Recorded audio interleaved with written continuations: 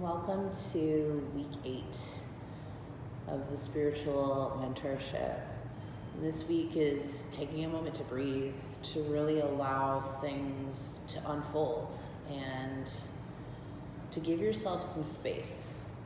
My intention for you guys this week is really just around allowing your body to have the time to open up, and it can be very gentle, especially with a practice like this. It doesn't have to be like cranking your shoulders back or pressing your pelvis forward or any of those things. The intention is just to come into it from a place of softness, especially because you guys have been unearthing so much, and regardless of wherever you are in your journey in this work, this is a perfect time for you to come back to this moment of allowing and being in a place of just creating space physically through your muscles by allowing your body just to really soften into the poses that we're about to do. So for this week, you'll mostly be on your back, which is something that might not necessarily be the norm for yin, but my intention for you is just to really allow the front of your body to gently start to melt open. And so the first pose that you'll take on is supported bridge. And if you choose to stay here, you can. But the work is really, if you have a bolster, great. If you have a pillow, that's also totally fine. You can use a block or 2 blocks as well. You just lift your hips up and then just slide your prop right underneath your low back so that it's supporting your lower body, and then just drop your hips down. Now you have the option, of course, of just staying here and allowing your knees to be bent, or you can start to walk your feet forward and just let your body open up completely. Now, for this pose, you may feel quite a bit of compression on your spine, especially in the lower part of your vertebrae. That's normal, and it's actually very healing for your low back. It gives your belly also an opportunity just to really kind of open up, especially the front part of your pelvis, which is all about receiving and taking things in, which is interesting in this practice. When you're complete, so I would give you 5 minutes in this. If you can stay longer, if you choose to, that's totally fine. If you want to come out, that's also fine. So when you're complete, you'll just gently draw your belly in, lift your hips, remove the prop, and then drop your hips down to the floor. And if you need to sway your knees a little bit, just to neutralize your back, great. And then constructed pose, you just bring your knees together, let your feet go mat distance apart. And it's so funny, I'm so used to closing my eyes in this pose that instantly I just close my eyes.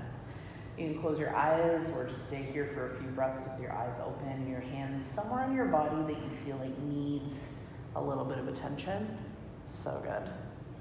And then from here, you're gonna move into supine hip stretch, which I really love this because it opens up the lower parts of your hips, and particularly the outside of your hips is so good. So what you'll do is you'll cross, for me right now, I'm crossing my left ankle over my right knee just so you guys can see what I'm doing. And I'm creating sort of a hole in between my legs. Press my ankle into my knee and then just slowly drop my knee and my ankle together to the floor. Now from here, depending on how open you are, you can just let your chest and your shoulders drop right down into the floor. Take your arms out. You may need to have a prop under your foot or your knee if this is really intense. And as the pose just sits for a little while, you'll feel your hips start to open up and you can soften down a little bit more. You'll stay here for 3 to 5 minutes. Make your way through neutral when you're complete. Take a moment, feet to the floor, sway it out, and then you'll switch sides. And this is so great just to create space. You may even get a little bit of an adjustment in your lower back, which is so powerful. It's again that starting to lift and open the muscles of your body that may be holding on to things that you don't need to. That's so good. And then when you're complete, come back through center. Again, neutralize your back just by bringing your feet to the floor. And then you're gonna move into Supta Baddha Konasana, which is just Reclined Butterfly. Bring your feet together, your knees wide, like a diamond shape. And then your upper body, just completely let it flatten down into the floor. You can close your eyes, let your arms go where they need to go.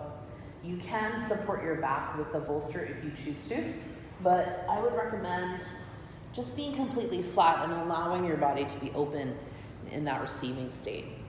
And that will help you move through this space of absorbing everything that's come up for you in this practice physically here, but also give you an opportunity to absorb the emotional work that's coming forward. And if you feel resistance, yeah, you're normal. You're human, right? Like, we all go through those moments when things start to come up to the surface, especially stuff that maybe you haven't necessarily wanted to look at. This gives you an opportunity to be with that and just see where it takes you. Have a wonderful week. I'm sending you so much love, and just play with what it feels like for you to move a little slower.